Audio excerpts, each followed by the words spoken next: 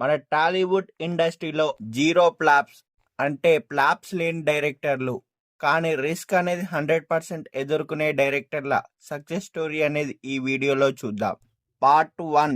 మన టాలీవుడ్ ఇండస్ట్రీలో number 1 director అయిన ఎస్ఎస్ రాజమౌళి గారు తన జర్నీని స్టూడెంట్ నెంబర్ 1 మూవీతో స్టార్ట్ చేశారు. ఆయన ఇప్పటిదాకా 12 సినిమాలు తీస్తే ఆయనకు ఒక్క ఫ్లాప్ అనేది కూడా లేదు.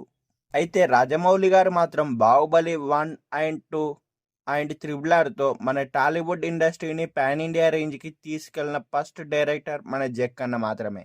అయితే త్రిబుల్ ఆర్ తర్వాత మాత్రం ఇండియానే కాదు, హాలీవుడ్ ఆడియన్స్ కూడా తన మార్క్ చూపించి మెస్మరైజ్ చేయబోతున్నాడు. ఇప్పుడు 1000 కోట్ల బడ్జెట్తో మహేష్ బాబు గారితో చాలా భారీ మొత్తంలో ఒక పెద్ద సినిమా తీయబోతున్నాడు. అయితే బాహుబలి 2 ఏకంగా 1800 కోట్ల వసూలు సాధించి త్రిబుల్ ఆర్ మూవీని 550 కోట్ల బడ్జెట్ పెడితే 1400 కోట్ల వసూళ్లు రాబట్టింది. అయితే ఆయనకు 1000 కోట్ల బడ్జెట్ అనేది చాలా చిన్న మాటే.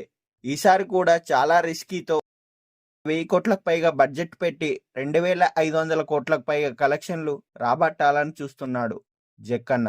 అయితే మహేష్ బాబు గారితో చేస్తున్న మూవీ ఫారెస్ట్ బ్యాక్డ్రాప్ లో కొత్త అడ్వెంచర్ మూవీ లాగా అనిపిస్తుంది.